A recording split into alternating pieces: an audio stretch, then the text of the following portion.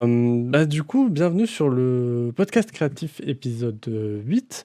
On va parler avec Megara Nolan, qui est écrivaine, mais pas seulement, qui est youtubeuse aussi. Donc voilà, j'avais très envie de parler avec elle d'écriture parce que oui, t'es la première écrivaine que je vais recevoir sur ce podcast. Et puis voilà, déjà, comment est-ce que ça va? Bah ça va, Ça va bien? ça va. Merci à toi de m'avoir invité pour parler d'écriture. Je t'en prie, je t'en prie. Ce que je peux te proposer, c'est de la question hyper basique. Est-ce que tu peux te présenter? La fameuse. Oui, bien sûr. Du coup, je suis Megara Nolan, j'ai 26 ans, je suis autrice auto-éditée depuis 2 ans maintenant. J'ai fêté mon anniversaire d'écriture, attention, il y a 2 ans. Il y a 2 ans, n'importe quoi, il y a 2 jours. Donc voilà, je suis autrice à temps plein depuis avril dernier. Donc j'ai lâché mon autre job et maintenant je ne fais que ça. J'écris principalement de l'imaginaire, donc de l'urban fantasy, de la dystopie, de la fantasy tout court aussi. Voilà. Et comme Ryan l'a dit, je fais aussi des vidéos sur YouTube. Alors en ce moment, c'est carrément à l'arrêt, mais ça va revenir à partir de la rentrée. Enfin, je l'espère, si je trouve le temps de tourner. J'ai vu que tu avais fait les gros yeux quand j'ai dit que tu étais youtubeuse. Mais parce qu'en fait, j'ai un peu lâché parce que ça a été très compliqué en fait après la campagne Ulule que j'ai faite en février de continuer à faire les vidéos en plus de tout le reste. Et après j'ai déménagé et après la vie en fait. Après la vie, ouais, Voilà. je connais, je connais. Et puis à chaque fois que j'essaye de reprendre un minimum de régularité, il y a un truc qui fait qu'en fait, j'ai pas le temps. Et du coup, il faut que je sacrifie quelque chose. Et souvent, je sacrifie YouTube, quoi. Donc voilà. Ouais, je comprends. Est-ce que tu peux expliquer rapidement ce que tu faisais sur cette chaîne YouTube? Alors, je donnais surtout des conseils pour la promotion quand on était un auteur auto-édité. Je donnais pas encore de conseils d'écriture, mais normalement, ça arrive à la rentrée. Ok. Et surtout, j'ai fait toute une série en fait d'épisodes qui s'appelle J'écris du space opéra, dans laquelle on me suivait en fait écrire mon roman donc de space opéra. Forcément, le titre parle un peu de lui-même. Et j'ai fait un projet Ulule pour ce livre. Et donc, on me suivait de l'idée même du roman jusqu'à l'envoi des contreparties Ulule qui a eu lieu du coup en avril. Ok, Donc c'était ça, c'était une série de vidéos qui était pas mal suivie? Ouais, j'ai eu quelques likes, quelques vues. Je crois que ma vidéo la plus vue, par contre, c'est celle sur la façon d'écrire un résumé. D'accord. Là, j'ai eu pas mal de vues, les autres, quelques centaines de vues, quoi, un truc comme ça. Ok, ce qui est pas mal quand même. Ouais, ce qui est déjà très bien. Je ne pensais pas. Ok, Donc non, c'est c'est cool. cool. Ouais. Alors, j'ai prévu des questions, mais du coup, on n'est pas parti dans le bon ordre. Il n'y a pas de bon ordre, mais, mais voilà, tu vois ce que je veux dire. Du coup, j'ai mis sur mes notes, tu as une duologie de dystopie qui s'appelle Six pieds sous terre. Mhm. Tu as écrit 2 nouvelles. Tu m'arrêtes si je me trompe, si je dis des bêtises. Tu as écrit 2 Mhm. nouvelles qui sont les préquels à cette dystopie qui s'appelle Destin brisé et L'épreuve. 3 nouvelles. En fait, Pardon. l'épreuve est dans Destin brisé. Ah, d'accord. Destin brisé, c'est un recueil de nouvelles. Il y en a 3 dedans. Et l'épreuve, c'était une première nouvelle que j'avais sortie l'année dernière. Et donc là, j'ai fait le recueil de nouvelles. Il y en a 2 autres dans le recueil, en fait. Donc il y en a 3 en tout. Et c'est toutes des préquels à la série. D'accord. Pardon, j'ai mal fait mon travail. Il n'y a pas de souci. Tu as écrit Let It Snow aussi, qui est un thriller fantastique. Ouais, La Selkie, qui est une saga d'urban fantasy. ouais. Ton space opéra, est-ce que tu peux te dire son nom? J'ai trop peur de l'écorcher. Atypicalypso. Atypicalypso. Ouais. Et donc, notamment ce pourquoi je voulais t'inviter ici, c'est parce que ta saga Chasseuse d'âmes Mhm. arrive chez Explora Édition, Tout à fait. qui avant, où tu étais en pure auto-édition, si je dis pas de bêtises. C'est ça. Alors, il y a eu plusieurs, ce roman, il a vécu, survécu, il a eu Il a une traversé première la tempête. expérience. C'est ça, vraiment, vraiment, le pauvre. J'espère que là, il va rester chez Explorer Éditions un petit moment. Non, en fait, il avait déjà été publié une première fois par une maison d'édition en 2017. Ok, Suite à quoi, avec ma co-autrice, on avait réussi à récupérer nos droits puisque le contrat était caduc, en fait. d'accord. Et ouais, donc il y avait eu un peu, il y avait quelques petits soucis. Et donc on a récupéré nos droits et 1 an plus tard, on a décidé donc de l'auto-éditer. Et finalement, là, début d'été, il est ressorti chez Explorer Éditions. Ok, Voilà. je sais pas si tu peux rentrer dans les détails, hein, si jamais il y a des choses que j'aborde où tu veux pas en parler, on esquive. Mais comment est-ce que tu t'es rendu compte que le contrat était caduc? L'entente entre cet éditeur et nous déjà était pas au beau fixe. Il y avait plein de choses en fait qu'on s'était rendu compte qui n'allaient pas, notamment la commercialisation du livre. Enfin, quand on publie un livre avec une maison d'édition et quand on publie un livre tout court, l'auteur il a quand même certaines attentes, notamment que son livre soit commercialisé, par exemple en librairie ou au moins sur des plateformes où on peut acheter le livre. Attends, excuse-moi, je me Et permets de faire juste une petite parenthèse. C'était une maison oui, d'édition à compte d'éditeur ou à compte d'auteur? à compte d'éditeur. Ok, d'accord. Ouais. Et il y avait déjà d'ailleurs eu un projet Ulule pour financer le livre, mais c'était quand même l'éditeur qui s'est occupé de ça. Ok, Ça faisait campagne de com en même temps. Enfin, c'était un peu compliqué. Et en fait, ce livre, il était présent que sur le site internet de l'éditeur, moyennant frais de port de 8 euros, alors que le livre en coûtait 7. d'accord. Voilà. Donc ça, c'est une des nombreuses raisons qui nous avait poussé déjà à l'époque à être un petit peu suspicieuses. Et en fait, par curiosité, j'avais fait relire le contrat à un ami qui s'y connaissait un peu plus en droit d'auteur que moi. Et en fait, il a pointé une erreur toute bête dans le contrat qui faisait que le contrat était caduc. Donc, on a récupéré nos droits à ce moment-là.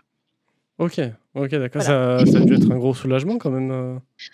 Ouais, c'était beaucoup de stress en fait parce Ouais, que je pense que quand on est auteur, on attend aussi une relation de confiance avec son éditeur. Et là, en fait, c'était pas le cas.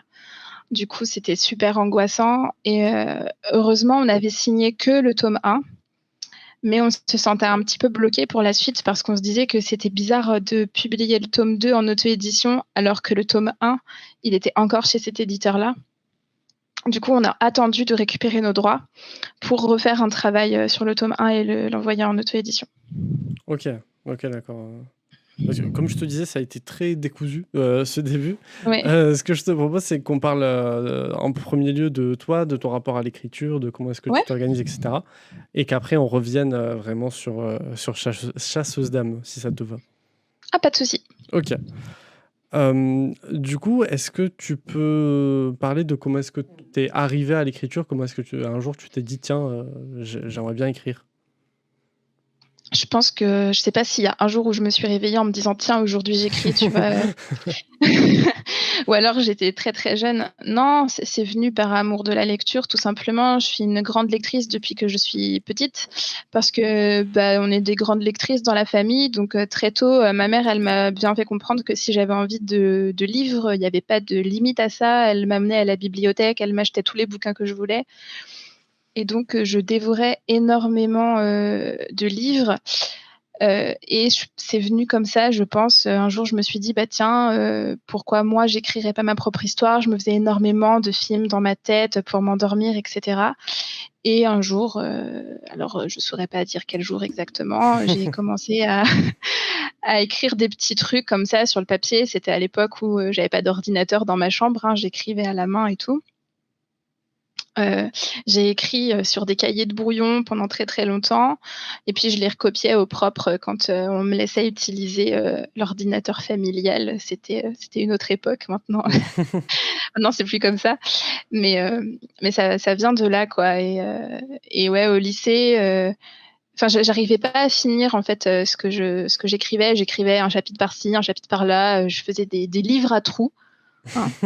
Je commençais par le chapitre 1, j'arrivais au chapitre 18, on savait pas ni comment ni pourquoi d'ailleurs, c'était le chapitre 18, mais bon, dans ma tête, j'imagine que c'était clair. Et ouais, c'est vraiment au lycée que tout a changé quand on a commencé à écrire avec ma co-autrice ensemble. Ah, vous vous C'était connaissez beaucoup depuis plus le lycée? facile. On se connaît depuis le collège. Ah ouais, OK. Ah, trop Ouais, cool. ouais, ouais, 15 ans d'amitié. OK, d'accord. Ouais, ouais, ouais. Et ouais, du coup, en fait, au lycée, on a décidé d'écrire ensemble et on l'a fini, quand on était en terminale, le premier tome de Chasseuse d'âmes.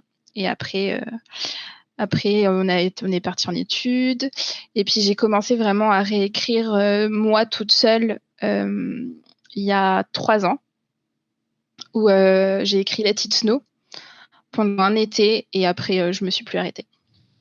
D'accord. Enfin, Voilà. c'est un détail, que je trouve marrant. Tu as écrit Let It Snow en été? Ouais, c'est bizarre, hein? C'est marrant. Et il est sorti en été, ce qui, avec le recul, était un énorme défaut de communication de ma part. Mais, Ah ouais, ouais, j'avoue, moi il qui ai un aurait mieux diplôme en fallu, marketing, tu vois, là, c'est pas ouf. ouais, non, non, Non, mais ah, ouais. je le sais, hein, il aurait mieux fallu le sortir en octobre-novembre, tu vois? Quand les gens avaient envie d'être avec un petit plaid devant la cheminée et non, sorti en plein mois de juillet. Bah, après, tu vois, genre, à lire sur la plage, tu vois, Ouais, ça ça peut fait un petit passer aussi. effet frais. C'est comme je te l'ai dit, si jamais il y a des sujets que tu veux éviter, on évitera. Mais pourquoi Il est-ce y a pas de problème. que enfin, est-ce que c'est un pseudo? C'est un nom de plume ou pas? Megara? Oui. Oui. Oui, oui, c'est un pseudo. Je m'appelle pas vraiment Megara dans la vraie vie, je m'appelle Megan, enchantée. Et Nolan aussi, c'est un pseudo, c'est pas mon vrai nom de famille. Voilà. Et du coup Je voulais pas utiliser mon vrai nom, OK. parce que je sais pas trop pourquoi en fait, j'avais pas envie d'utiliser mon vrai nom. Je trouvais que quand on écrivait de l'imaginaire, le bon nom français, ça le faisait pas. Je sais pas trop. OK. Et du coup, j'ai pris Megara parce que c'est l'étymologie de mon prénom. Et Nolan parce que c'est le nom de famille de la toute première héroïne que j'ai créée. Elle s'appelait Aliana Nolan et du coup, je trouvais ça sympa ce retour aux sources. Voilà. OK. OK, Voilà d'accord. pourquoi. Bah, tu écoute, tu as anticipé ma question, ça allait être, est-ce que C'était c'est la un suivante. pseudo et pourquoi? Est-ce que tu peux me parler, bah, du coup, tu m'as dit que tu avais beaucoup lu. Est-ce que tu peux me parler un peu de Mmh. tes influences? Mes influences, bon, bah, comme, toutes les gamines et tous les gamins, je pense, de mon époque, j'ai été Harry beaucoup Potter? influencée par Harry Potter, évidemment, voilà, on le sait. Parce que c'était le truc vraiment que j'attendais avec impatience. Quand, j'ai commencé à lire Harry Potter, j'avais 7 ans et à Ah l'époque, ouais, il y tu avait l'as que lu le tôt? 2. OK. Ouais, je l'ai lu hyper tôt. C'est le premier roman, je crois, que j'ai lu, en entier parce que je venais de voir le premier film au cinéma. D'accord. Et du coup, ma mère, elle m'avait acheté la suite. Et je crois qu'il y avait que les 2 premiers tomes de sortie. Et donc après, j'ai continué en fait à j'attendais le prochain volet, avec, impatience. Donc évidemment, Harry Potter a été une grosse source d'inspiration. Et après, j'ai surtout des auteurs français, notamment, Pierre Bottero, notre maître à tous, qui a écrit notamment, Elana, Les Mondes de Willan, L'Autre, et cetera, qui vraiment a été vraiment un déclic pour moi. J'avais 12 ou 13 ans quand j'ai lu ces livres et un coup de cœur. Je relis ça tous les ans. C'est vraiment mes madeleines de Proust. Eric Lhomme aussi, j'aime beaucoup, qui est donc évidemment un copain, de Pierre Bottero. Et récemment, j'ai beaucoup aimé Christelle Dabos, dans La Passe Miroir. Ah oui, je Voilà, l'ai dans ma pile à lire, là, pas loin, il est génial. c'est prévu que je le lise. Ouais, il est génial. Les gens, critiquent un peu la fin, mais moi je la trouve belle cette fin, donc tu me La diras ce que saga tu en est penses. terminée, là, actuellement? La saga est Ouais, terminée, ouais, il y OK. a 4 tomes, puis c'est des belles briques, hein. Bah, ouais, je vois, là, j'ai juste le tome 1, je me dis: «Bon, Mmh. ça va être costaud». Ouais, ouais. C'est long, mais ça enfin, en tout cas, moi j'ai vraiment adoré, la plume de l'autrice est incroyable et alors elle a un monde intérieur qui est absolument fabuleux et c'est vraiment hyper bien. OK, OK, bah, ça tu es une personne de plus qui me donne encore plus envie de de me Voilà. jeter dessus, alors que j'ai un livre qui est inachevé, là, actuellement. Mais tu as dit un truc que j'ai trouvé intéressant, tu dis que tu relisais, les livres de Pierre Bottero au moins 1 fois par an. Ouais, Ça t'arrive ouais. souvent de relire un livre? Ouais, quand j'aime beaucoup un livre, genre quand j'ai un big coup de cœur, je suis OK. capable de le relire, presque aussitôt après l'avoir refermé, quoi. Je le laisse en général, 15 jours, 3 semaines et après je recommence. OK, OK, d'accord. Bah, C'est je suis étonné parce que moi, c'est vraiment quelque chose que je ne fais pas du tout. Ah ouais? Ah, les films, oui, je peux les voir, les revoir, les re-revoir. Les séries, ça m'arrive de revoir les saisons qui me plaisent. Par contre, un livre, une fois que je l'ai terminé, Ah, j'y tu touches plus? ouais, je suis en train de réfléchir. Non, il y a aucun livre que j'ai relu, je crois. Ah ouais? Ah moi, il y a des bouquins qui sont défoncés, heu, Ils doivent parce être que usés par le temps, la ah oui, lecture. il y a des livres que, par exemple, les derniers tomes d'Harry Potter, je suis obligée de les racheter parce que je les ai trop lus. Donc en fait, ils sont complètement les pages sont arrachées, ça s'était décollé et tout, il a fallu que je les rachète. Ah oui, OK. Ouais, ouais, ouais. OK, d'accord, Mmh, ah ben, je pensais c'est pas comme qu'on ça. pouvait user autant un livre, mais d'un côté, j'ai envie de dire tant Ouais. mieux, tu vois? C'est que Après, je pense que c'était pas de la super qualité ce qu'ils avaient fait dès le départ parce que vraiment le livre qui se décolle complètement de la couverture, bon, ça m'est arrivé qu'avec celui-là. C'était Le Prince de sang mêlé, je crois. Mais c'est vrai que je l'avais bien lu au moins une bonne dizaine de fois, donc bon, mais après voilà. ils sont vieux quand même ces livres, enfin vieux. Ah, mais ça fait longtemps que je les ai cassés, hein, OK, d'accord. ça fait très longtemps, hein. Ça fait longtemps que je l'ai pas lu d'ailleurs parce que je ne le possède plus du coup. OK, OK, d'accord. Je l'ai jeté, je pense, mais Oh là là, être obligée de jeter un livre, ça m'a vraiment, ouais, ça doit déchiré déchirer le le cœur cœur, ça. mais là vraiment je pouvais plus rien faire pour lui, quoi. Non, bon, on va parler de livres, qui sont partis pendant trop longtemps, on va Mmh. enchaîner. Est-ce que tu as un processus créatif? Est-ce que tu as un rituel avant de te mettre à écrire? Heu, En fait, ça dépend énormément du livre. OK, C'est ce que je remarque. Il y a des livres, que j'aime écrire le matin, d'autres que j'aime écrire le soir et c'est très perturbant pour moi parce que je sais jamais vraiment quel est le meilleur temps de la journée pour ce livre. Par exemple, en ce moment, je suis sur la réécriture de Chasseuse d'âmes 3 et écrire Chasseuse d'âmes 3 le matin, je sais pas pourquoi, mais c'est pas possible. OK. Donc souvent, je dois attendre, qu'il soit 17-18 heures avant de bien pouvoir m'y mettre, de rentrer dedans et tout, parce qu'avant, je vais trouver 1000 autres prétextes, pour pas m'y coller. Alors que, au contraire, La Selkie, c'est plutôt un livre que j'aime écrire le matin. D'accord. Je suis capable de me lever tôt le matin, pour me mettre à écrire à peine levée, je me fais juste chauffer mon thé et je mange pas et hop, je m'y colle et j'écris jusqu'à midi, mais ça dépend vraiment du livre. Donc Donc si bon. si je comprends bien, pardon, tu arrives à écrire plusieurs projets en même temps?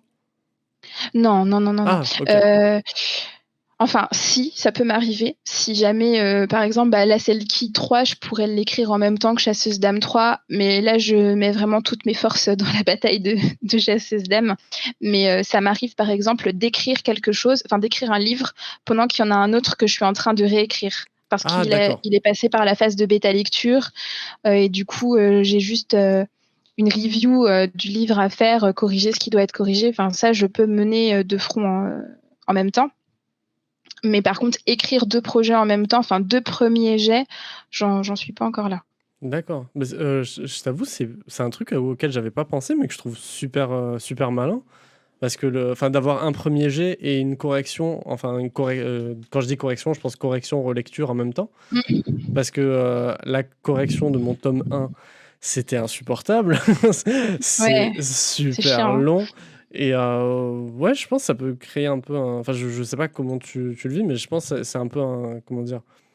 Pas un refuge, mais, tu vois, tu te dis: «Bon, bah, genre, OK, je dois corriger, mais j'ai quand même, genre, la partie créative, qui me plaît, sur le premier jet d'un autre projet».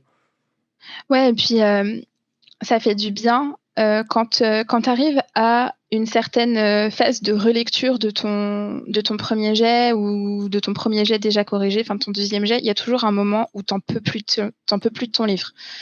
Vraiment, il te sort par les yeux, tu as qu'une envie, c'est qu'il parte, en correction, loin de toi, qu'il fasse sa vie Je connais. et voilà et en fait, le fait d'avoir justement cet autre projet qui attend dans le placard, je trouve que ça motive, vachement à te dire: «OK, par exemple, j'écris un chapitre puis je corrige 2 chapitres, puis j'écris un autre chapitre.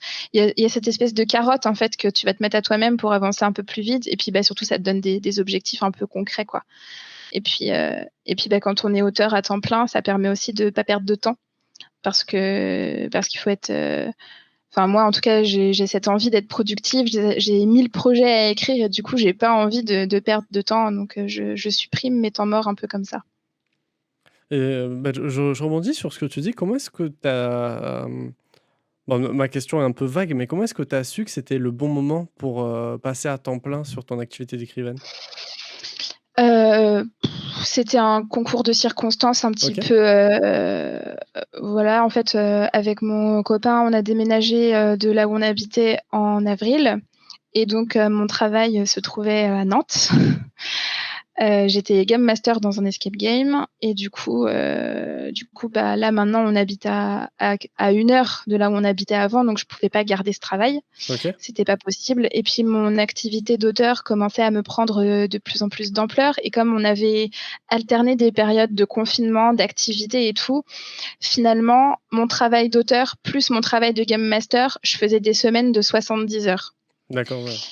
Donc, ça commençait à devenir compliqué au niveau de la fatigue et puis au niveau de la vie privée, quoi, de la vie sociale aussi, tout simplement. Du coup, je me suis dit que j'avais 26 ans, que j'avais pas non plus d'impératif, j'ai pas d'enfant, j'ai pas de crédit à rembourser. Si je dois prendre ce risque, faut que je le fasse maintenant. Ça va marcher, ça va pas marcher, c'est pas grave, au moins j'aurais essayé. Ok, ok. Voilà. C'est une très belle philosophie, je trouve. Je pense que j'essaye en tout cas. Ma question d'après, elle est vague aussi. Quel est le... ou peut-être pas, bon, tu me diras. Quel est le plus gros obstacle que tu as réussi à surmonter? Dans un premier temps, je pense que ça a été les moqueries un peu. Ah Quand ouais? on était au lycée, ouais, quand on était au lycée avec ma co-autrice, du coup, c'est vrai qu'on se cachait pas en fait qu'on écrivait, à chaque fois qu'on avait une occasion qui se présentait. Et je me rappelle qu'on était beaucoup moqués par nos camarades de classe qui se foutaient un peu de nos tronches, alors que déjà on essayait en fait de proposer des chapitres sur internet, tu vois, Ok. des trucs. Il n'y avait pas Wattpad à l'époque, ou alors c'était le tout début, donc il n'y avait pas toute cette communauté sur internet qui était bienveillante et tout. Du coup, dans un premier temps, ça a été ça, même si on s'en fichait un peu, mais c'était difficile à chaque fois que tu publies un chapitre sur internet, genre sur ton mur Facebook ou quoi, ou sur ton blog, il y a des gens qui t'envoient des messages pour se foutre de ta gueule, tu vois. Enfin, bon, c'est jamais très agréable. Et puis, dans un second temps, ça a été les proches quand j'ai commencé à exprimer ce désir d'arrêter toute autre activité pour vivre de ma plume, qui évidemment n'était pas très confiant parce que le métier d'auteur, c'est un métier qui est ultra précaire Oui, et qui a un statut pourri, on va pas se mentir. Donc je comprends qu'ils étaient inquiets, mais c'est vrai que c'était un peu vexant de voir qu'ils n'avaient pas foi en moi. Ça avait ce côté un peu vexant aussi. Après, bon, je pense qu'ils ont tous bien compris que j'avais pas envie de faire autre chose, donc ils m'ont un peu lâché la grappe. Mais en fait, quand les gens y croient pas en toi, c'est difficile de toi croire en toi. Je sais pas si tu vois ce que je veux oui, dire. oui, ouais, je vois tout à fait. Et du coup, heureusement, j'ai quand même des amis et un copain qui est hyper compréhensif et qui m'a toujours soutenue dans ce sens. Donc c'est pour ça que j'ai pas lâché et que je suis là. Ok, Voilà. ok, d'accord. Donc, ouais, ce serait de réussir à surmonter le regard des autres et Ouais. les obstacles qu'ils ont pu te mettre. Ouais, et puis le regard des autres, enfin moi je les blâme pas, même mes parents et tout, je les blâme pas parce que quand on voit aujourd'hui que même l'État rechigne à faire un vrai statut pour les auteurs, ça n'aide pas les gens à comprendre que écrire c'est un métier. Oui, oui, oui. Je pense qu'il y Je a. l'avais dit sur Instagram. J'ai eu, bon, je ne dirais pas qui c'est, mais dans mon cursus, j'ai rencontré une éditrice qui, je lui avais posé la question, pourquoi est-ce que le statut d'auteur est encore précaire en France? Elle m'avait dit, bah, parce que c'est pas un métier. Enfin, Ouais, quand une éditrice te dit ça, tu vois, tu te dis, ah ouais, ouais. si toi t'en es à ce stade, on n'est pas sorti, quoi. Parce que les éditeurs, enfin je vais dire les éditeurs, mais c'est une généralité, on va plutôt dire le lobby de l'audition n'a pas spécialement envie que les auteurs les auteurs soient rémunérés à leur juste valeur, parce que l'argent qui irait dans notre poche, ça n'irait pas dans la leur. Donc, Bah ouais, bah oui, bah tout à fait, hein. mais bon, après, on sait pas, il s'agit pas seulement d'argent, il s'agit aussi de droits sociaux et d'être, comment dire, d'être juste logé à la même enseigne que tout le monde. Oui, je suis tout à fait d'accord, ouais. Parce que Mm. je fais une parenthèse, après je raconte un peu ma vie. T'étais en quelle filière au lycée? En littéraire. Ok, ben ça m'étonne d'autant plus que tu aies eu cet accueil-là. Enfin, moi, quand j'ai commencé à écrire mon livre, j'étais en ES. Et je dirais Mm. pas que j'avais de l'admiration de mes camarades, mais tu vois, on m'a dit: «Ah ouais, tu te lances dans l'écriture et tout, mais trop bien, mais ça va te prendre du temps et tout, t'es motivé?» Bah, tu vois, j'avais plus des remarques comme ça où on me Ouais, disait «Ouais, vas-y, courage frérot», tu vois? Plus que des moqueries, ça m'étonne grave que t'as eu bah du bol. bah ouais, quand tu racontais ton expérience, je me suis dit: «Ah ouais, mais j'ai eu vachement de chance en fait». Bah, après, c'était pas que des gens de notre classe. D'accord. C'était aussi des gens qu'on connaissait du collège et qui n'avaient jamais été de toute façon très intéressants. Enfin, très intéressants. Mais un truc qui m'a le plus marqué, je crois, c'est une blague qui avait été faite du coup, pour le coup, par deux de nos camarades de classe qui m'avaient appelé un soir. Et j'avais pas répondu, mais ils m'avaient laissé un message sur mon répondeur en me disant qu'ils étaient un éditeur, et donc ils avaient donné une maison d'édition, je me rappelle plus laquelle, mais assez connue quand même, genre Hachette ou je sais plus quoi, disant qu'ils étaient hyper intéressés par le manuscrit et qu'ils voulaient le publier. Et c'était un canular téléphonique en fait. Et, euh, et je m'étais dit, ok, les gars, ils ont vraiment rien de mieux à faire Ah mais tu as pas un cru? jeudi. Non, non, j'y ai pas cru, OK, non. Non, non, parce que OK. j'avais reconnu sa voix et je me suis dit, ça c'est cramé, c'est Jean-Michel, mais je m'étais dit, mais que se passe-t-il, quoi? Et en fait, je me suis dit, heureusement que j'y ai pas cru et heureusement que j'avais pas décroché parce que je pense que ça aurait été dur pour moi d'y croire et de me faire rouler dans la farine complet, quoi. OK, mais Mm. ouais, non, je suis d'accord avec toi, je comprends pas l'intérêt, il faut vraiment avoir rien à faire, On avait 16, enfin, ils avaient 16, 17 ans, hein, je pense qu'ils se rendaient pas trop compte non plus Bah de ouais, ça, mais bon. sûrement. Bon, parlons de choses plus positives. Bah, du coup, j'ai fini les questions, sur, ton parcours d'écrivaine. On va parler un peu plus en détail de Chasseuse d'âmes. Donc j'ai le résumé devant moi. À Wenalmore, les âmes ont depuis longtemps pris le contrôle des hommes, pardon, enfouis au plus profond d'eux-mêmes, alimentant leurs plus bas instincts, elles influencent leurs actes insidieux. Les âmes les plus puissantes, les lames, dirigent le royaume d'une main cruelle et meurtrière. Aliénor, pardon, est une chasseuse, guerrière de l'ombre. Elle œuvre en secret pour mettre fin au règne des âmes. Impitoyable, elle est prête à tout pour accomplir sa vengeance. Ael est un gardien, soldat au service des lames du royaume. Il ne vit que pour briller à leur côté et pour décimer les nés sans âme, jusqu'au dernier.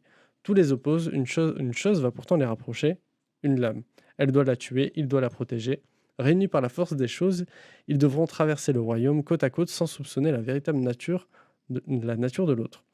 Qui des deux mènera à bien sa mission et à quel prix? Déjà, ce résumé, trop bien écrit. Vraiment, genre, il m'a trop donné envie de lire ton livre. Ah, c'est vrai? Oui, oui, Merci. non. Honnêtement, oui, vachement bien écrit. C'est Priscia qui l'a écrit. Ok, ok, d'accord. Ouais.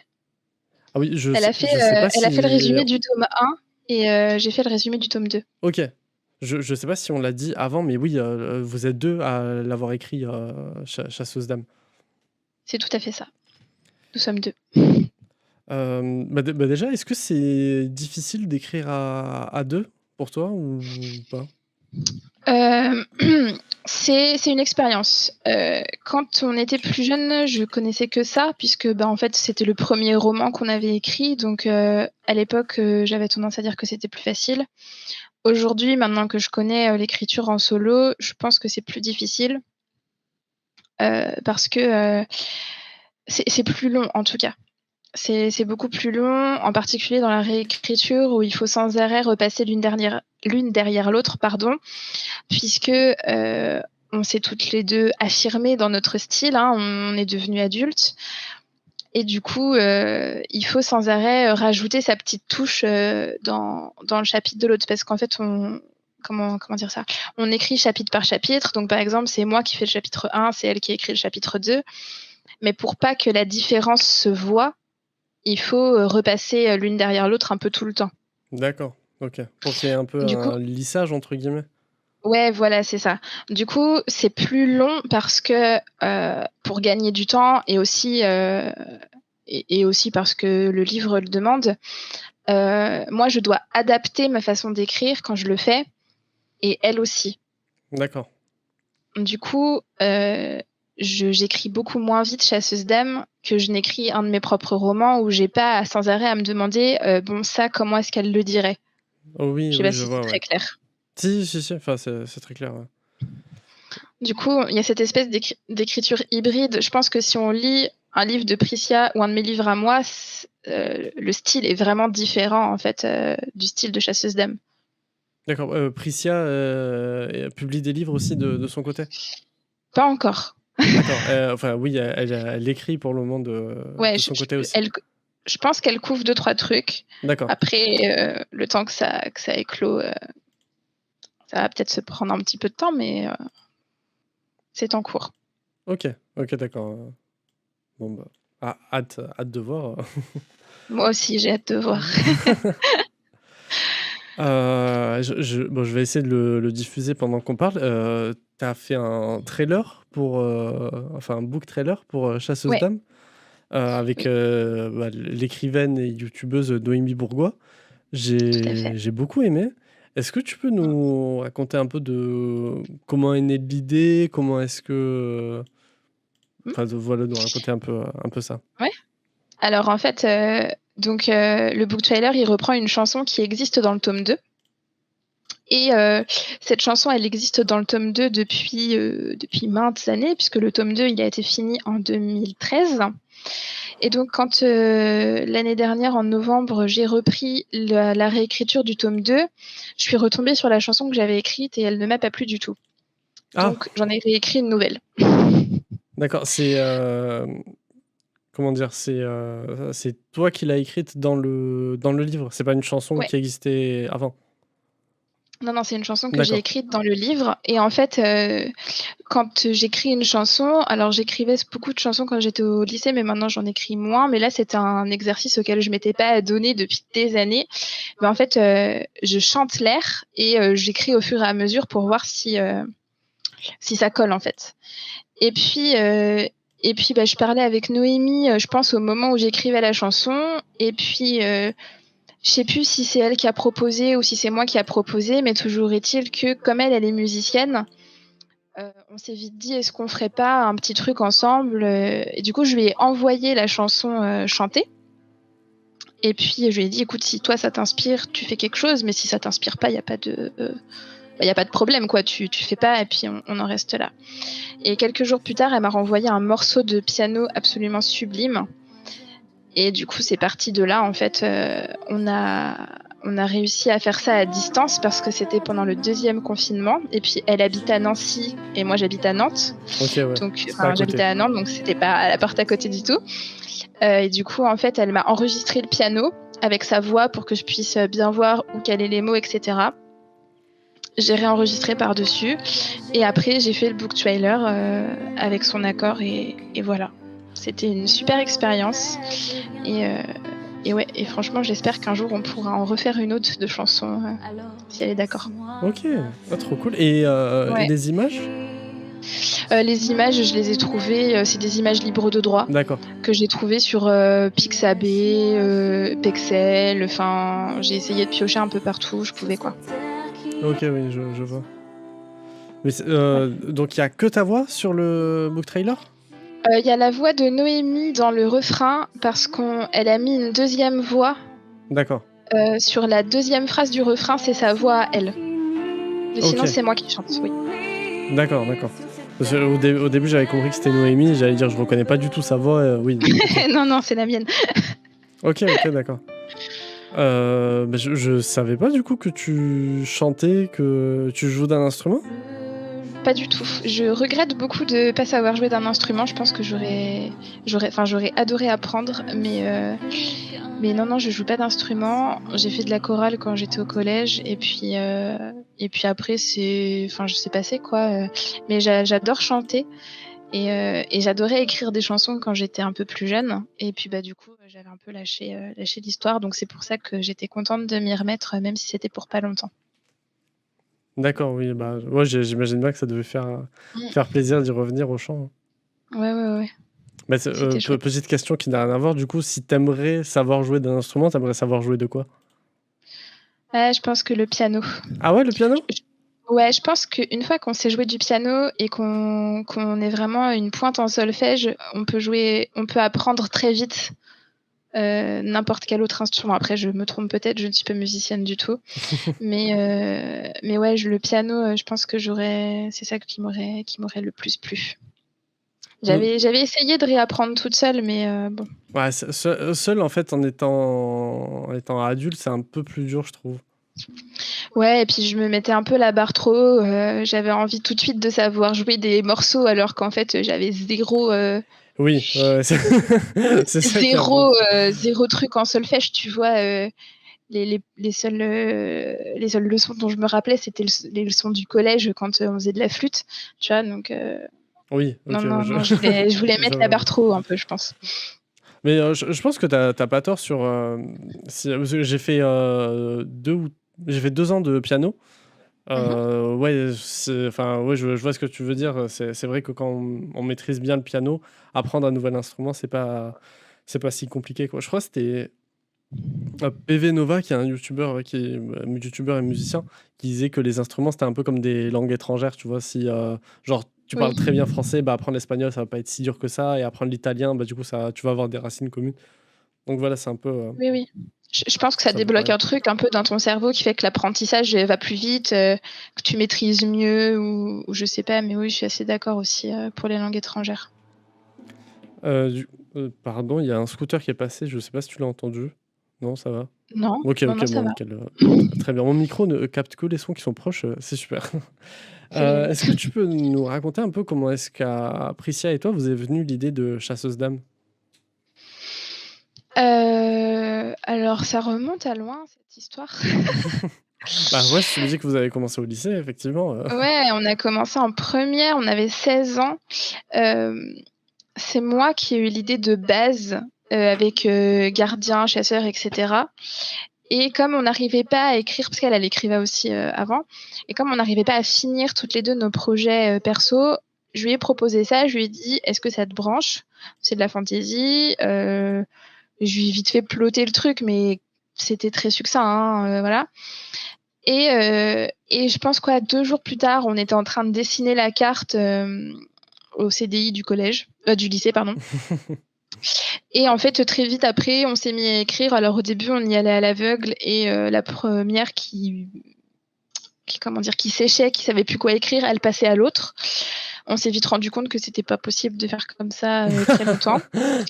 Hein, voilà, ça donnait un genre de cadavre exquis, tu sais, quand tu commences Oui, une oui, phrase et puis que c'est ton copain qui finit après, enfin ça partait dans tous les sens, bref. j'allais vraiment te poser la question, et ça a marché cette technique? Pas du tout, pas du tout. Quelle surprise, mais non, pas du tout. Après, peut-être que chez d'autres gens ça marchera, mais non.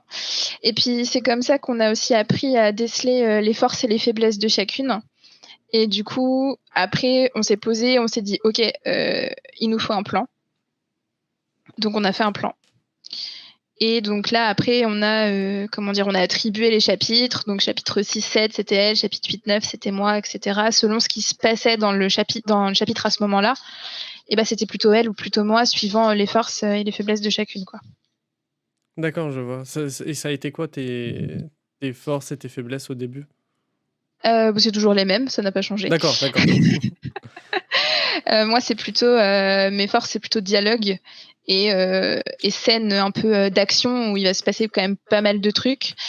Et Priscia, c'est plutôt, les descriptions et l'approfondissement, du monde, tu vois? Enfin, Oui, je vois, ouais. s'il faut créer des espèces, des particularités à telle région, et cetera, c'est plutôt elle qui s'en charge. OK. Ah bah, Voilà et c'est après super cool que vous soyez complémentaires comme ça. ouais, bah, en fait, ça matche bien comme ça depuis des années et du coup, maintenant, on se pose même plus la question, il y a souvent des chapitres un peu plus de transition, où il se passe un peu moins de choses, où c'est plus descriptif. Bon, bah, là, naturellement, c'est plutôt elle qui va le faire parce que, si c'est moi qui le fais, il va pas se passer, enfin, il va se passer encore moins de trucs que ce qui devrait se passer, quoi, donc Ah, voilà. j'avoue, je suis un peu comme toi sur ce point, les descriptions. Bah, je suis en train d'essayer de bosser sur mon tome 2 pour rendre les descriptions un peu plus cool, mais ouais, c'est vraiment ma Ah, bête c'est pas noire. évident, hein. Mais en fait, c'est que vraiment mes descriptions, on dirait une liste un peu, tu vois, Ah oui, je vois ce que tu veux dire. où je dis bah il y a ça, ça, ça, et voilà. Le lecteur sait représenter la scène, c'est bon, je peux avancer. Alors que Ouais, non, mais faut. j'étais un peu comme ça au début aussi, je disais: «C'est bon, un mur, un tapis, hop, c'est réglé». Mais il faut il faut aller un peu plus loin, tu vois? Bah oui, oui, oui. Tout à fait. Mais on se soigne, on se soigne.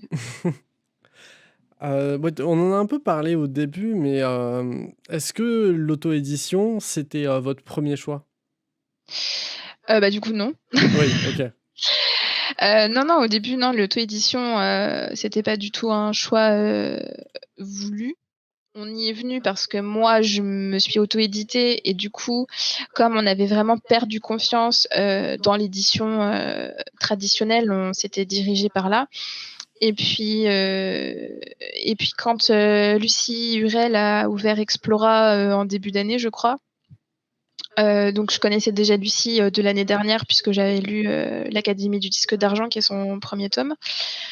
Et puis elle me connaissait aussi parce que, enfin, on avait déjà échangé, elle a lu Six pieds sous terre et cetera. Donc je lui ai posé des questions sur sa maison d'édition, savoir comment ça marchait et cetera. Et puis en fait, la confiance est venue de là et donc après j'ai proposé à Priscia, de proposer, Chasseuse d'âmes à Explora. Elle a dit oui et voilà. D'accord.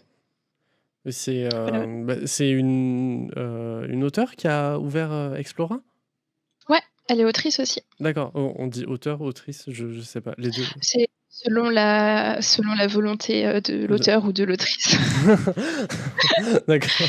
Parce ou que selon comment toi tu j'ai dit préfères. Enfin auteur et moi tu as je répondu en disant autrice et je dis: «Mince, j'ai fait une bêtise». Oui, parce que non, non, non, non, il y a pas de bêtises. Je pense qu'elle, elle préfère auteur en plus. C'est moi qui dis autrice par habitude parce que moi je préfère autrice, mais toi tu dis comme tu veux, il y a pas de problème. OK, OK. D'accord, ouais.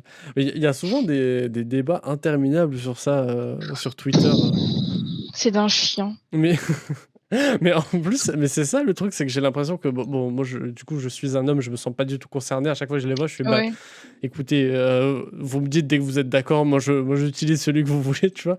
Mais j'ai l'impression que les gens comme toi, bah, s'en fichent un peu de comment elles sont appelées, Bah, il y a des gens pour qui c'est important qu'on les appelle autrices. Moi, pour moi, je préfère qu'on dise autrice, quand on parle de moi parce que ça s'entend la différence. Que quand on dit auteur, ça s'entend pas forcément. Heu, mais après, si quelqu'un dit de moi que je suis une auteure, je vais pas crier non plus au scandale. D'accord, d'accord, mais oui, je te Mmh, rejoins là-dessus, oui, s'il y a des personnes pour qui c'est important, oui, oui, faut le prendre en il y a compte. des personnes qui ont besoin de se sentir valorisées en ce sens. Je pense en plus qu'il y a des arguments par rapport au fait que autrice, c'est moche. À mon sens, c'est bof recevable, ça choque personne de dire actrice. Donc bon, à partir de ce moment-là, voilà. Après, il y a des gens qui trouvent ça pas beau, il y a des gens qui trouvent ça pas beau, on va pas épiloguer là-dessus, quoi. C'est Mais en plus, il y en a plein des mots moches, Oui, en oui. français, Ah non, bah, des mots moches, il y a ça à l'appel, mais en fait, autrice, c'est un mot qui existe depuis des centaines d'années. C'est juste que quand, il y a eu la masculinisation des métiers, il avait disparu. Mais on n'est plus habitué à l'entendre. Oui, bah, Mais ouais, c'est le cas de plein d'autres mots, en fait, qu'on redécouvre aujourd'hui et tout le monde dit: «Ah la lan c'est, appauvrir la langue française» ou je sais pas quoi. mmh, Non. bah, c'est ouais, tu as tout à fait raison, c'est le cas de doctoresse, de mairesse, Oui, qui sont voilà, des mots c'est qui ça. existent, mais dont on ne se sert Ouais. pas. Ça existe depuis hyper longtemps, en fait. C'est juste que, bah, comme, bah, les en particulier, pour, l'écriture, écrire, c'était réservé aux hommes. Une Oui, femme qui oui, oui, écrivait, pendant un c'était moment. très, très, très mal vu, donc ça avait un peu disparu de nos vocabulaires, mais je trouve ça bien. Hem, que ça revienne aujourd'hui. Et d'ailleurs, chez Explorer Édition, on est une équipe féminine, 100%. Il y a que Ah oui? des... Ok. Ouais, c'est que des femmes pour le moment. Je dis pas que Lucie cracherait sur, sur un roman proposé par un homme, hein, mais c'est vrai que pour le moment, c'est une heureuse coïncidence, on est que des filles. D'accord. D'accord, oui. Ah, je fais une petite parenthèse, j'y pensais, je trouve ça bête, tu sais, quand quelqu'un, appelle genre, madame le ministre, tu vois? Oui. Genre ça Non, ça mais c'est ça n'a pas de sens. non, non, je trouve ça bizarre aussi. Il y a plein de choses comme ça pour lesquelles les gens sont un peu récalcitrants, M je comprends pas, mais ma bon. foi. Bon, on pourra en parler C'est des heures de ah oui, ce sujet. je trouve que c'est vraiment discutailler pour rien, enfin. Et du coup, pourquoi est-ce que tu t'es sentie plus, entre guillemets, «plus à l'aise» de proposer Chasseuse d'âmes à Explora?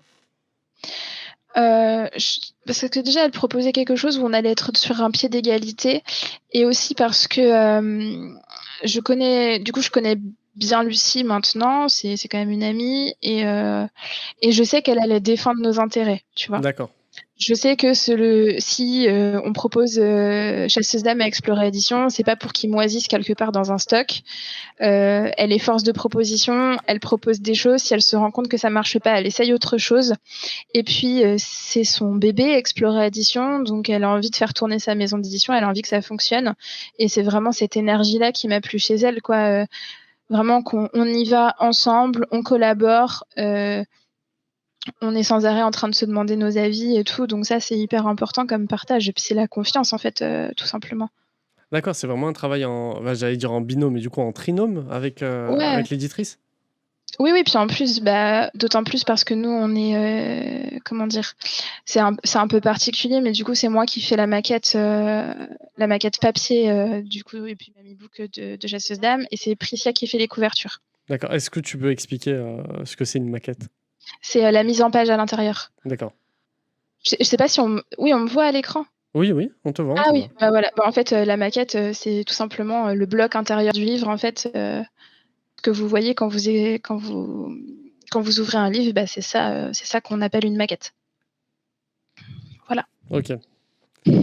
Mince, j'avais une question que je n'avais pas notée, mais que je voulais te poser. Oh non, je l'ai perdue. Ah si, c'est bon. Est-ce que tu as été approché par des agents littéraires? Non, Non, pas du tout? non, pas du tout. Et est-ce que tu as, comment dire? Est-ce que si un agent littéraire t'avait proposé ses services, est-ce que ça t'aurait intéressé ou est-ce que tu aurais refusé, Pourquoi pas? Non, j'aurais, écouté, enfin, j'écouterais ce qu'il a à me proposer. En fait, agent littéraire, je pense que c'est un métier qui est pas encore très présent en France. même très peu présent en France? Très, très peu présent en France et pourtant je pense que, c'est hyper intéressant comme métier et non, en vrai, je suis hyper curieuse de ça et d'ailleurs je dis souvent que dès que j'ai les moyens, de me payer quelqu'un pour m'aider et ben je le ferai. Pour démarcher les librairies, pour m'aider dans tout un tas d'autres trucs, je pense que je le ferai. Pour le moment, c'est pas le cas, mais j'espère que bientôt, ça le sera. Oui, bah, ça me fait ça, j'avais une réflexion en ce sens parce que, oui, artiste et commercial, c'est vraiment pas le même métier du tout Non. et bah, enfin, il y a 24 heures dans une journée et souvent les artistes ont pas le temps bah, comme tu l'as dit, de démarcher des partenaires et cetera. Bah, c'est que si je le fais, je sacrifie forcément autre chose. Il y Oui, a oui, je forcément vois ce que autre tu veux chose dire, ouais. qui va passer à la trappe et puis, beh, je suis pas que autrice, du coup, je suis aussi maquettiste, donc je fais les mises en page de romans, d'autres personnes. Je suis coach en auto-édition et bêta lectrice. Donc j'ai tout un tas d'activités annexes en plus de l'écriture et du coup, il faut aussi que je m'occupe de la communication, du marketing, de mon site internet. Enfin, c'est beaucoup, c'est beaucoup. Au niveau de ta semaine, tu accordes combien de temps à l'écriture et combien de temps à cette J'essaie de activité? j'essaie de consacrer au moins 2 heures par jour, voire 3 quand je peux, à l'écriture. D'accord. Je veux vraiment écrire tous les jours. C'est un besoin. Après, si j'écris pas pendant 3 jours, je vais pas me dessécher non plus, mais j'ai envie d'écrire tous les jours. Et souvent, c'est vrai que quand je le fais pas pendant de longues périodes, ça m'arrive, je fais des insomnies. D'accord. Donc, Parce que ça tu devient penses à ton histoire fatigant. ou rien à voir? Ah si, ça m'empêche de dormir, ouais, il y OK. a même des fois où je me relève pour écrire un peu, ça m'apaise, tu vois? Ça me vide un peu le cerveau et après je vais me coucher. OK. OK, Ouais. OK, mais c'est super int moi, je pense que ça marcherait pas du tout avec moi. Si j'ai du mal à dormir et que je me lance dans mon livre, c'est fini. Je vais rester écrire 2-3 heures et je vais me coucher méga Ouais. tard. Bah, des fois, c'est les risques. Mais là, ça fait longtemps que ça m'est pas arrivé, mais des fois, je me pose 20 minutes devant mon bouquin, j'écris quelques phrases, un petit paragraphe et tout, et après, hop, c'est bon, je vais me coucher. OK, bah, tant mieux, hein, si toi t'arrives à faire ça. Du coup, genre, si j'ai bien compris, t'arrives autant à faire des séances courtes que des longues séances de 2-3 heures? Ouais, après, j'aime pas trop faire des séances courtes parce D'accord. que souvent je me dis, «Ouais, c'est bon, je vais écrire 3 phrases, ça sert à rien». Alors que c'est pas vrai, ça sert jamais à rien. Chaque mot posé est un mot de plus, donc c'est toujours ça de prix, ça fait toujours avancer. Mais c'est vrai que quand j'ai peu de temps devant moi, je privilégie autre chose. Je privilégie, des tâches courtes comme, checker mes pubs Amazon, faire un petit post sur Instagram ou quoi, mais souvent quand j'écris, de toute façon, je fais des sessions, de sprint. Du coup, j'écris pendant 25 minutes sans m'arrêter. Je fais 5 minutes de pause, je reprends 25 minutes et je fais ça, je fais 4 ou 5 sessions à la suite en général. OK et ouais, enfin, comment dire? Dès que tu as testé cette méthode, ça a bien marché dès le début ou est-ce Ouais, que ouais? ouais, ouais, OK. ouais, c'est la méthode Pomodoro, je sais pas si tu connais? Oui, oui, ouais. Après tu peux adapter le temps, hein. Des fois, je fais des sessions un peu plus longues, et du coup des pauses aussi un peu plus longues. Celle qui marche le mieux pour moi, c'est 30 minutes, 10 minutes. Donc j'écris OK. pendant 30 minutes, je fais une pause de 10 minutes. Ça marche vraiment le mieux pour moi. C'est comme ça que j'ai réussi à écrire La Selkie 2 en 2 mois. En 2 mois? OK. Ouais, 2 mois. Il fait 105 000 mots. OK, d'accord, pour vous donner une idée, ceux qui nous écoutent, et nous regardent, je crois que Harry Potter 1, c'est 115 000 ou 120 000 mots? Quelque chose comme ça? Peut-être, ouais. Là, 105 000 mots, on est sur un livre qui fait 450 pages. En format poche, si je dis En pas de f bêtises? enfin, non, En en broché? format broché, classique. OK, OK, d'accord, donc ouais, un beau bébé, comme on dit. Voilà, c'est un beau bébé. Ouais, d'ailleurs, je crois que tu les avais pas loin de toi. Est-ce que tu veux nous montrer, tes livres?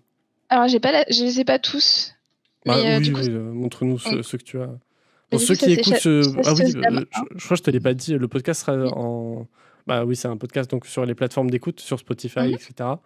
Donc oui, bon, vous qui nous écoutez, vous ne voyez pas les magnifiques, les magnifiques couvertures. Les couvertures. De toute façon, toutes les couvertures sont visibles, sur mon compte Instagram, et sur Amazon. Donc voilà. Donc ça, c'était Chasseuse d'âme tome 1. Donc ça, c'est Chasseuse d'âme tome 2. Du coup, c'est Priscia, ma co-autrice, qui fait les couvertures. Ah, elle est Et illustratrice aussi? ouais, D'accord. ouais, ouais, ouais. Et c'est elle aussi qui a fait la couverture, de La Selkie. J'adore cette couverture, Voilà. vraiment, je la trouve super belle. Ouais, elle est hyper belle. Du coup, là, j'ai pas La Selkie 2, mais voilà, j'en avais pris que 3. Mais voilà, j'essaye de faire appel à elle, quand l'histoire le permet. Après, sinon, je fais appel à d'autres graphistes, pour mes couvertures. OK, bah, c'est super cool que, enfin, ton amie du collège soit, illustratrice et ta Ouais, co-autrice, c'est trop bien ouais, ouais, ouais.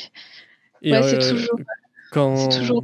vas-y, vas-y, pardon, excuse-moi, je t'ai coupé. Non, non, excuse-moi, c'est moi qui Je te disais quand, tu as proposé, La chasseuse d'âmes à Explora, il y a mmh pas eu de volonté de vouloir, je sais pas, changer la couverture ou changer, il a été pris tel quel, le livre? Ouais, il a été pris tel quel. OK, On a changé, il restait quelques coquilles, donc il a été recorrigé. Et il y a une différence aussi qui va être dans le livre broché, enfin et dans l'e-book en fait, c'est que dans les livres, qui sont chez Explorer Éditions, Dans chaque tome, il y a 2 cartes de tarot Ok. qui représentent des scènes ou des personnages du livre. Parce que avec Priscilla, il y a quelques mois, on s'est lancé le défi de dessiner un jeu de tarot dans l'univers de Chasseuse d'âmes. Ok. Du coup, on en a parlé à Lucie et elle a été hyper positive à propos de ça parce que c'est vrai que du coup, le tome 1 notamment, c'est sa 3e réédition. Du coup, pour booster un petit peu les ventes, on a eu l'idée de faire des cartes de tarot. Donc, il y en a 2 dans le tome 1, il y en a 2 dans le tome 2 également, et il y en aura 2 dans le tome 3. Voilà. D'accord. Donc, c'est Priscilla et moi qui dessinons ces cartes de tarot. Voilà. Ok, bah, en vrai, je trouve ça super cool parce que je me serais attendu, tu vois, à ce qu'il y ait des. Comment dire, pas qu'on change toute l'histoire parce que c'est pour l'éditeur, je trouve ça n'a pas d'intérêt, mais qu'on te dise, je sais pas, cette scène, j'aimerais bien Ouais. qu'on enlève ça, etc. Enfin, tu vois, ça aurait pu être le cas d'un autre éditeur, mais du coup, c'est super cool que ce soit pas le cas chez Explora. Oui, bah après, elle nous a dit hein, s'il y avait des choses qui la dérangeaient, on en a discuté. Là, c'était pas le cas. Donc après, le tome 1, on l'avait repris l'année dernière avant de le publier. On avait supprimé déjà ce qui n'allait pas. Et le tome 2, il a été intégralement réécrit l'année dernière et il avait été bêta-lu plusieurs fois. Donc il y a déjà un travail éditorial qui avait été fait en amont. On lui a pas envoyé un premier jet. D'accord, d'accord, je vois, il était déjà Ouais. assez abouti quand même. Oui, oui. De toute façon, pour les auditeurs et ceux qui nous regardent, envoyer un premier jet à une maison d'édition, c'est jamais une très bonne idée. Je suis d'accord avec toi, mais je rajouterais un truc, c'est que faut pas envoyer le premier jet, mais aussi c'est difficile de savoir quand tu l'as assez corrigé, tu vois. Parce que Ouais, comme tu l'as dit, moi, mon livre, il y a un moment donné, j'en pouvais plus. Quand je lisais une phrase, je connaissais déjà celle d'après. oui. Et ouais, faut trouver le juste milieu entre c'est bon, il est assez corrigé, et faut pas envoyer un truc où tu viens de mettre le point final et tu viens de sauvegarder, quoi. Je pense que après ça dépend des gens. Moi, quand j'ai pas 3 bêta lectures minimum, j'ai toujours un petit doute en moi, tu vois. Il y a toujours un petit bout de moi qui me dit peut-être qu'il est pas assez fini et tout. Allez, j'y retourne. Donc au moins 3 bêta lectures par roman en ce qui me concerne. Après, il y en a c'est plus, il y en a c'est moins. C'est vraiment selon ce que les gens veulent. Tu vois, c'est à chacun de voir selon sa propre sensibilité. Mais c'est vrai que quand vraiment tu peux plus voir ton livre en peinture, en général, c'est le bon moment pour t'en désolidariser un petit peu, quoi. Oui, je suis assez d'accord, ouais, ça dépend de comment on écrit, ça dépend de beaucoup de choses. Et du coup, tu l'as fait bêta lire par qui, que ce soit le tome 1 ou le tome 2 de Chasseuse d'âmes? Alors, le tome 1, il avait été bêta-lu par plusieurs personnes qui venaient du forum Cocyclix. Alors, je sais pas si tu connais ce forum, Non, pas c'est du un tout. forum de l'imaginaire, en fait, où on est tout un tas d'auteurs qui échangent sur les lectures de l'imaginaire. Tout le monde écrit. Et en fait, tout le monde se bêta-lit un petit peu les extraits des uns des autres. Le deal, c'est si tu postes un extrait, tu dois bêta-lire un extrait. Oui, C'est tout con, bah, hein, c'est comme ça ça. paraît. Et Comment du coup, tu m'as dit que ça s'appelait le ça s'appelle forum? Cocyclix. Cocyclics. Ok, Voilà. je voulais le montrer en live pendant qu'on discutait. Vas-y, excuse-moi, je t'ai coupé, pardon. Il n'y a pas de souci. Et donc, il avait été bêta-lu intégralement par une personne de ce forum-là, avec qui on avait perdu contact malheureusement quand on a voulu publier le tome 2. Et le tome 2, il a été bêta-lu par Jane Book Addict et par Danielle, qui est une bêta lectrice que je connais parce que c'est la mère en fait d'un auteur auto-édité, Ok. sa maman. Et elle est adorable et c'est une vraie grammaire nazie. Et pour traquer les fautes, il n'y a pas mieux qu'elle. Et du coup, elle fait toujours des remarques aussi très justes, Jen aussi d'ailleurs. Et là, du coup, pour le coup, on n'a pris que 2 bêta lectrices parce que comme Priscilla est la bêta lectrice de mes chapitres et que je suis la bêta lectrice de ces chapitres, on trouvait qu'une 3e, c'était peut-être un peu trop. Donc voilà. D'accord. Bah, c'est cool que tu aies autour de toi des gens à qui tu fais assez confiance pour relire tes écrits, où tu sais que les retours vont pas être ah, c'est génial, c'est trop bien, tu vois. Ah ça, de toute façon, c'est quelque chose que tu apprends, un peu sur le tas. Il y a des fois où tu es toujours un peu déçu.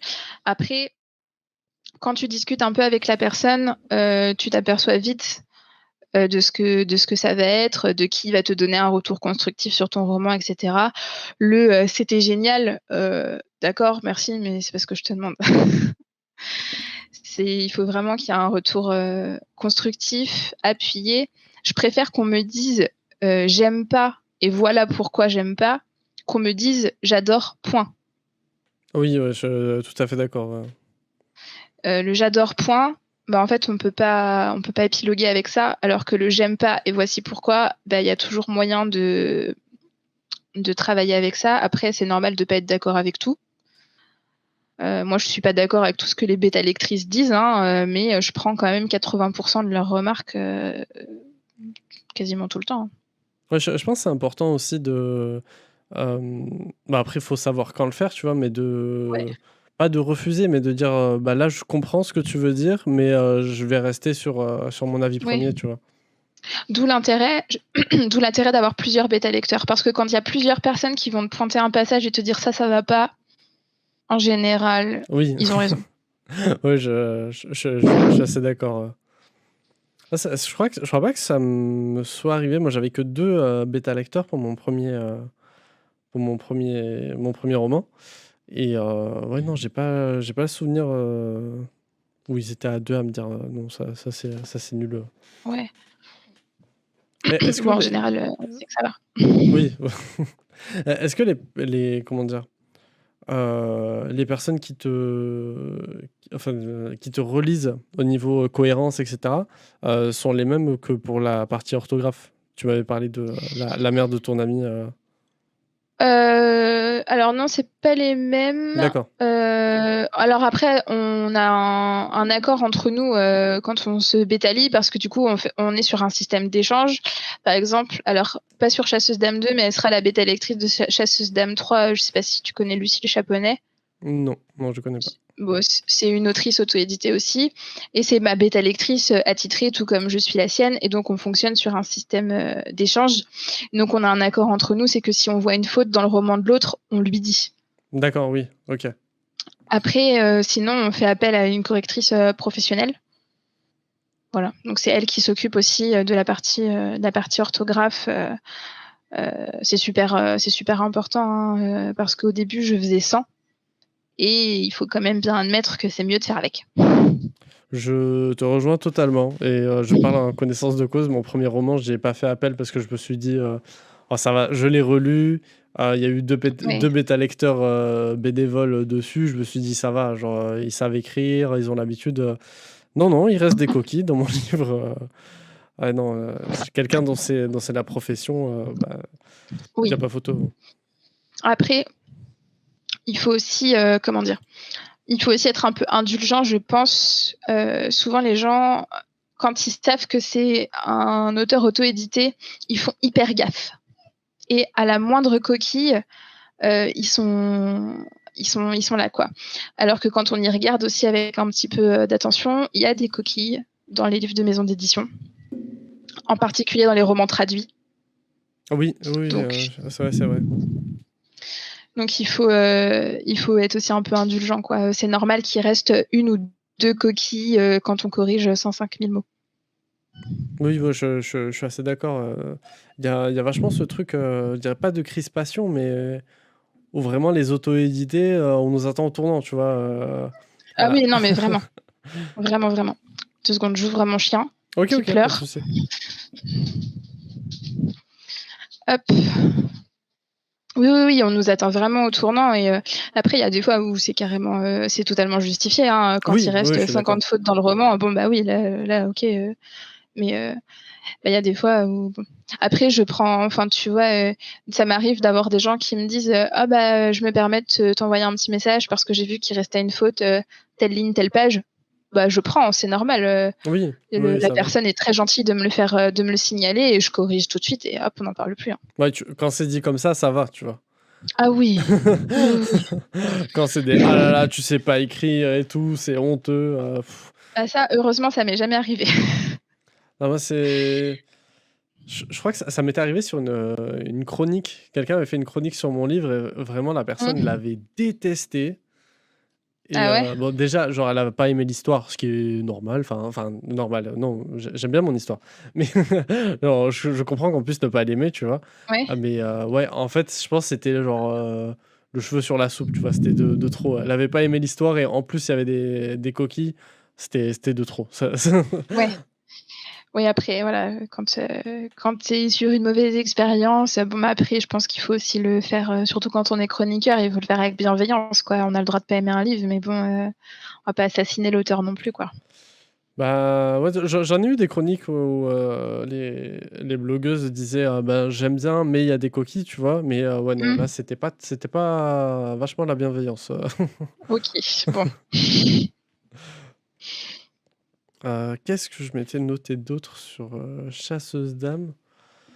Hem, Bah, est-ce que tu peux nous parler un peu plus en détail des 2 personnages principaux?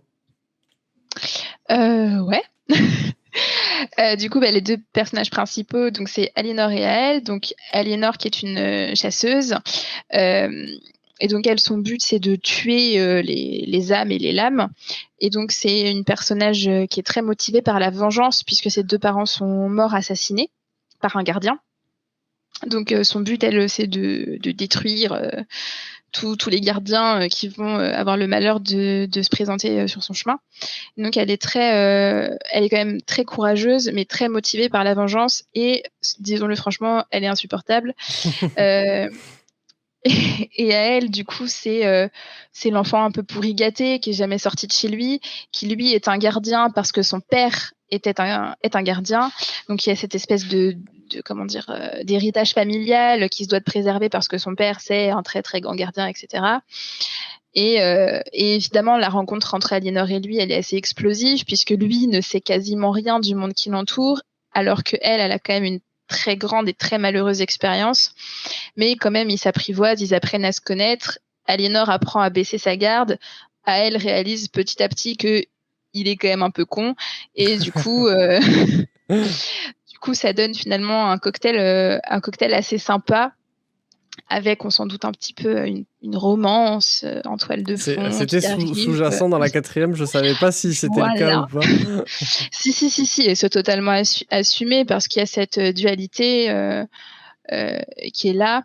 Après, il y en a pas un qui est le gentil ni vraiment le méchant. En fait, ils ont tous les deux beaucoup de défauts.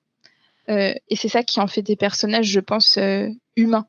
Il faut que le personnage ait des défauts. On n'a pas envie de lire des livres sur des personnages parfaits. Oui, oui, je suis tout à fait d'accord, hein. Donc voilà, c'était pour mes deux loulous. Est-ce que vous avez, d'abord, créé l'univers ou d'abord l'histoire? Euh, je pense qu'on a d'abord créé, si je me rappelle bien, on a d'abord créé les personnages.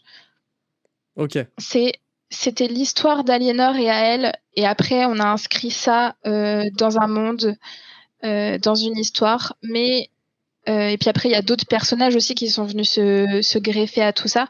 Mais c'était d'abord Aliénor et Aël, ouais.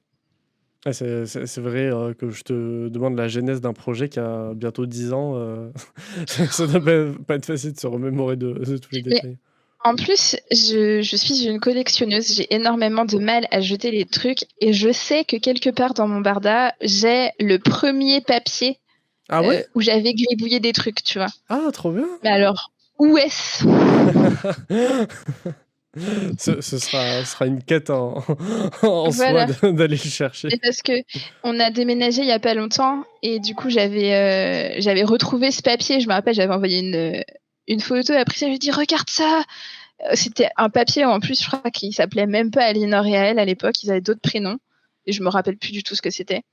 Et c'était vraiment le papier original, quoi, le tout premier. Et je sais pas si tu t'en rappelles du coup, mais comment est-ce que vous êtes tombés sur ces prénoms?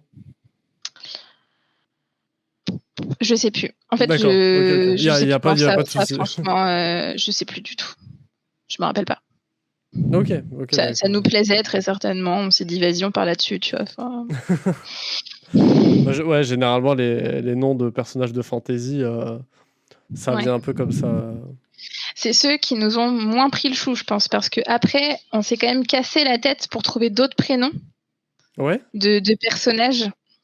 Et c'est vrai qu'il y en a, ils sont chiadés quand même. Hein. On a Lesneven, Lazerian, beaucoup de L. Lisaïg, c'était... Ok, ça fait très. Voilà. Je sais pas si c'est voulu, mais ça fait très breton. Bah, breton, c'est le sang. Ah, tu es bretonne?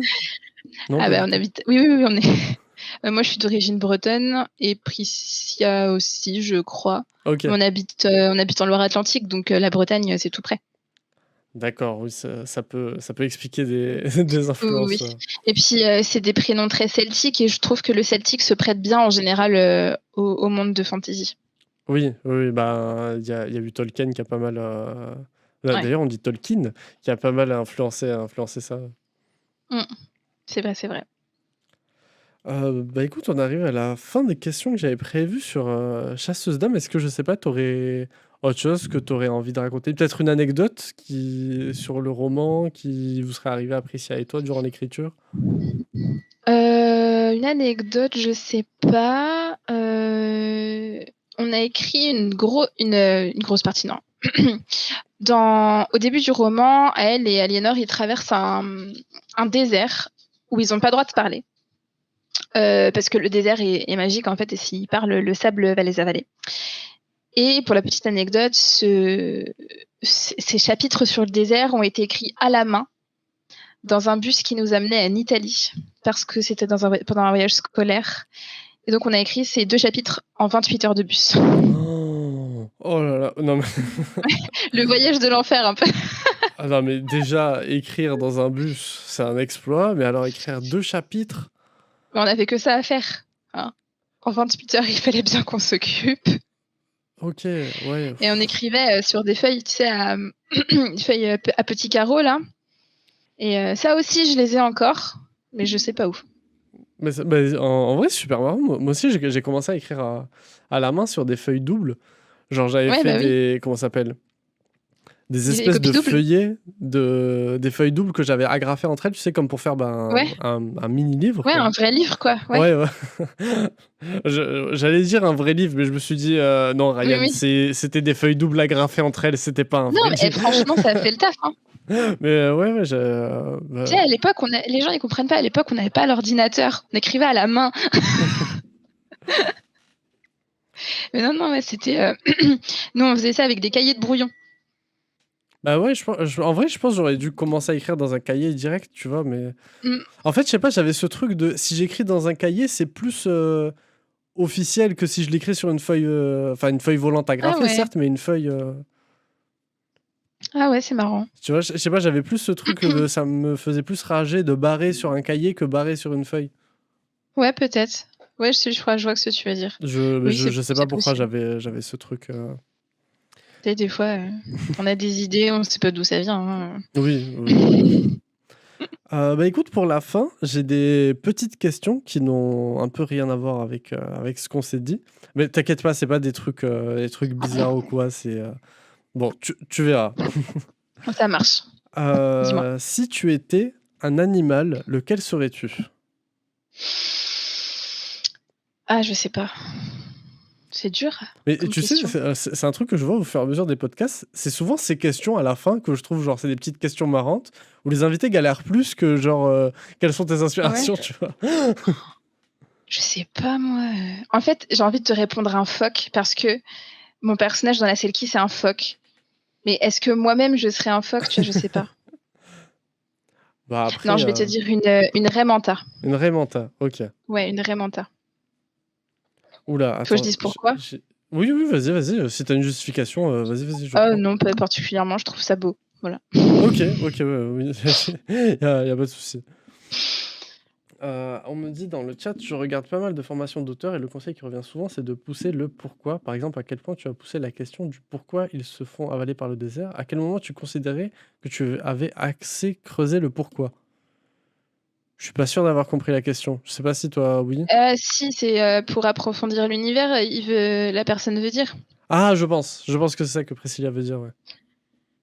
À quel moment j'ai considéré que j'avais assez considéré le pourquoi? Bah, je sais pas, on avait fait la légende de pourquoi le désert était devenu comme ça. C'était par rapport à comment dire? C'est compliqué à expliquer. En fait, dans notre roman, il y a eu une déformation du monde qui fait que certaines contrées sont devenues un petit peu cheloues. C'est par rapport à la magie, etc. Et donc, ce désert en particulier, c'est le désert du silence. Donc, c'est un lieu du coup, très silencieux, forcément. Et donc, on avait écrit une légende qui expliquait que des voyageurs s'y promenant s'étaient fait avaler par le désert, etc. Et on s'était arrêté là. Après, personne nous a jamais rien dit là-dessus. Donc, je ne sais pas. Je sais Bah, pas on va si c'était continuer. ça. Oui, je pense que tu as répondu à la question. Bah, déjà, tu l'as mieux comprise que moi. Et oui, Priscilla dit dans le chat que tu as bien compris. Ok. Ah, si tu étais un instrument de musique, si jamais tu sais pas, on les passe, hein, ces questions, t'inquiète pas. Du coup, un piano. Un piano? Ok. Ouais. Si tu étais. Elle est un peu dure celle-là, moi franchement, je sais pas ce que je répondrais. Si tu étais une plante, tu peux dire un arbre, Un cactus. un cactus. Si tu étais une chanson, Euh, Don't Stop Me Now de Queen. elle est pas mal. C'est vrai qu'elle est, Ouais. elle est vraiment bien. Elle est chouette. Si tu étais un film,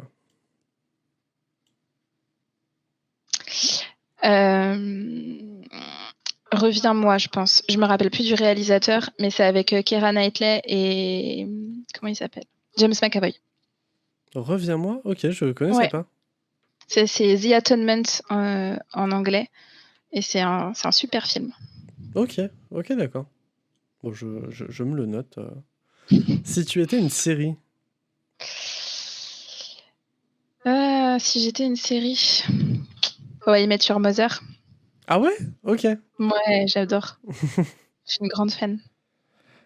Si tu étais un ou une auteur. Euh, Pierre Bottero. Ok. Ah ouais, Ah, t'as vraiment marqué. ah non, mais c'est grosse fan. Grosse fan. Tu vois, vraiment. D'accord. J'ai tous ses livres, voilà, grosse fan. J'avais une question, mais du coup, tu y as Oui. répondu, donc je vais la changer un peu. La question, c'était est-ce qu'il y a un livre que tu pourrais lire et relire? Mais bon, t'as dit que c'était les Harry Potter. Mais du coup, si tu devais aller sur une île où, genre, c'est une île déserte, mais imagine tous tes besoins vitaux sont assouvis et tout. Mais juste, on te Mhm. dit, tu prends un seul livre. Ah, du coup, ce serait Elana de Pierre Bottero. Ok. Ok, d'accord. Et pourquoi? Parce que, je sais pas, c'est un livre qui m'apporte beaucoup de paix quand je le lis. Je trouve qu'il est parfait. J'ai rien à redire à ce livre ou à cette saga. Enfin, je trouve vraiment que l'auteur a fait un travail sur la forme, sur le fond, sur tout. Et je considère que c'est de la fantaisie philosophique. Vraiment, je sais pas, ça m'apaise. Voilà. Il parle de quoi, ce livre? C'est compliqué pour ceux qui n'ont pas lu la saga d'avant. C'est c'est de la fantaisie. C'est l'histoire d'une petite fille en fait qui perd ses parents et qui se fait recueillir par un couple de petits. Alors c'est des espèces de nains en fait. Et donc enfin plus tard, elle devient adolescente, etc. Et elle devient une marche-ombre. Marche-ombre, c'est comment dire? Il explique ça comme étant un espèce de soldat de l'harmonie. Donc le marchand, c'est un combattant, c'est un poète, c'est quelqu'un qui a philosophie de vie pardon, très particulière. Et c'est vraiment hyper chouette. Enfin, c'est vraiment super. Ok, bah en vrai.